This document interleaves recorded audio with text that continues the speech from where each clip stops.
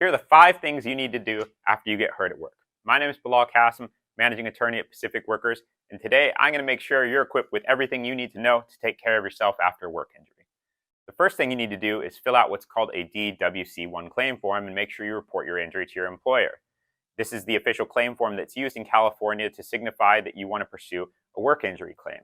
You fill out half of it, your employer fills out the other half, and then it's provided to the insurance company for the adjuster to open up a case.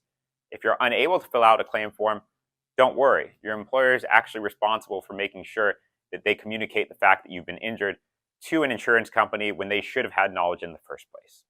2, make sure you seek medical care. Oftentimes, people don't want to go to a doctor right away. They want to recover. They want to get back to work without making a mountain out of a molehill. And so ultimately, they'll say, hey, you know what? Maybe I'll take a week off. Maybe I'll take 2. Maybe I'll wait to see the doctor. Or maybe I won't necessarily even tell the doctor I got hurt at work. Maybe I'll just say it's something that happened at home or otherwise. And that can only hurt your case. You always want to go to a doctor immediately to make sure it's documented that you had the injury and what your initial symptoms were and how the injury happened. 3, make sure you actually document evidence and witnesses.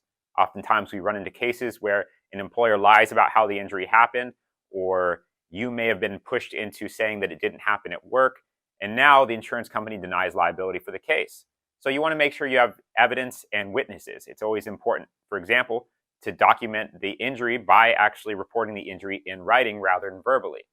2, if there's any other witnesses there and you're able to get their information, make sure you get their contact information. And if you can't, for whatever reason, at least try to remember who was there so that we could try and find those people later on in case we need them to testify at trial on your behalf. 4, make sure you follow up with the employer. There's a lot of parties involved in workers' comp. There can be the injured worker, the attorneys, the adjusters, the employers, the doctors, and not everyone's on the same page. And when there's a lot of information flying around, there's a lot of uncertainty and no one actually knows what's happening unless there's good communication. And so when you're off of work, it's very important to keep in contact with your employer and make sure you let them know what's going on, what your work status is, if there's any anticipated return to work date, and just generally check in with them. Next, make sure you follow up with your adjuster. Oftentimes, adjusters don't do their job. They pay benefits late, they don't authorize medical care on time, they don't provide authorization for treating physicians, and they even lag when they're investigating the case and don't issue proper notices on time.